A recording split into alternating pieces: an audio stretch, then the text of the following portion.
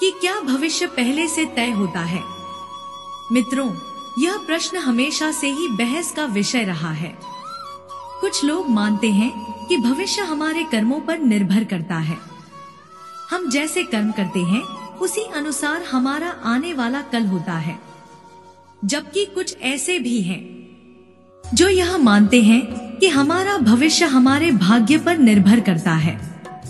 तो मित्रों, आप सभी दर्शकों का हमारे चैनल एमवी म्यूजिक पर हार्दिक अभिनंदन और स्वागत है। तो देखिए, आज के इस वीडियो में हम मिलकर यह जानने की कोशिश करेंगे कि क्या वाकई भविष्य पहले से तय होता है या फिर वह कर्म है जो हमारे भविष्य की धारा को तय करते हैं।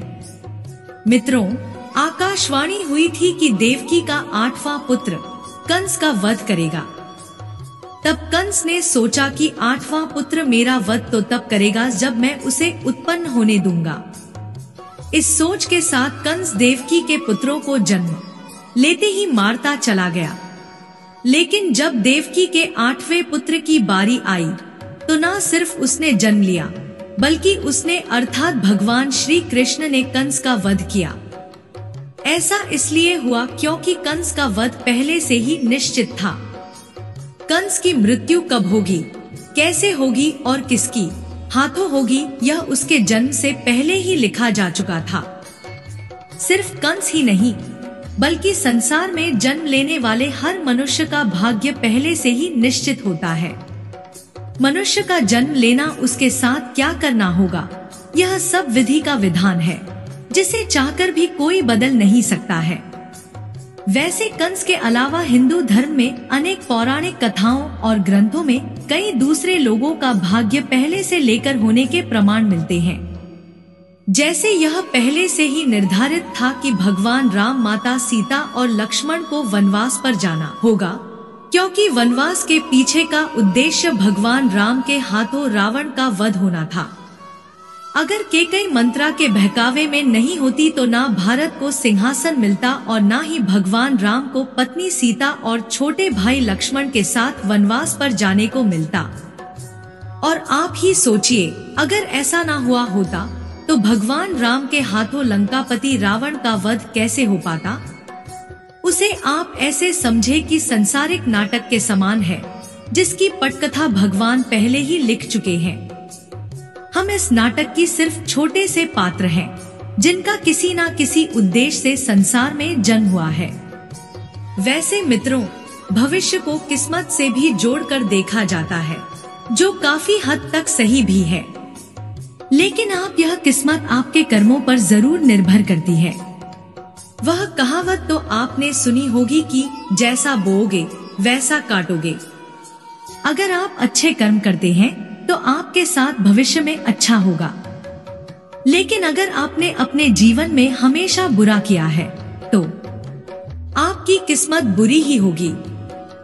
अर्थात आपका आने वाला भविष्य आपके कर्मों की तरह बुरा ही होगा, क्योंकि जिसने जिंदगी भर बबूल के पेड़ रूपी बुरे कर्म किए हैं उसे आम रूपी अच्छे फल कैसे मिल सकते हैं।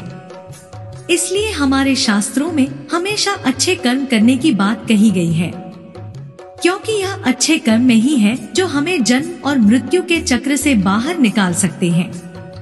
वरना बुरे कर्म करने वाले लोगों को भगवान के चरणों में भी स्थान नहीं मिलता है।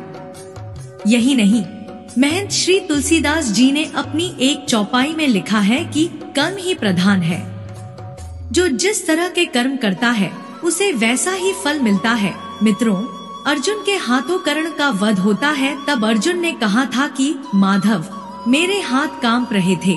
तब मुझे समझाया था कि मैं एक सदा आत्मा को उसके भार से मुक्त कर रहा हूँ। लेकिन यह क्या, आपने तो मेरे मस्तक पर अपने ही ज्येष्ठ की हत्या का कलंक लगा दिया। तब श्री कृष्ण ने कहा कि मनुष्य को प्रारब्ध देने वाला मैं कौन होता हूँ। मनुष्य को प्रारब्ध उसके कर्म देते हैं। इसका शीघ्र श्री कृष्ण ने कहा कि पार्थ, धर्म का साथ देना चुनना और कर्ण ने अधर्म का साथ देना। ऐसे में मैं क्या करता।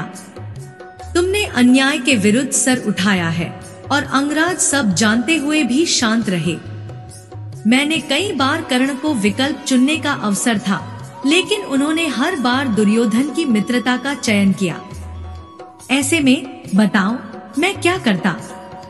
भगवत गीता के कुछ अध्याय से हमें यह समझ आता है कि भगवान हमें बहुत बार अच्छे कर्म करने का विकल्प देते हैं, लेकिन हम ऐसा नहीं करते, जिसके बाद हम अपनी बुरी किस्मत पर रोने लगते हैं।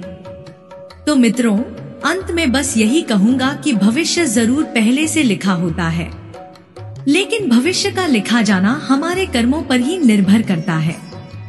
हमारे कर्म अगर अच्छे होंगे तो हमारा आने वाला भविष्य भी अच्छा ही होगा, लेकिन अगर हमने बुरे कर्म किया है तो उसका फल मिलना निश्चित है। इसलिए हमें हमेशा अच्छे कर्म करने चाहिए। तो मित्रों, आज की वीडियो में बस इतना ही।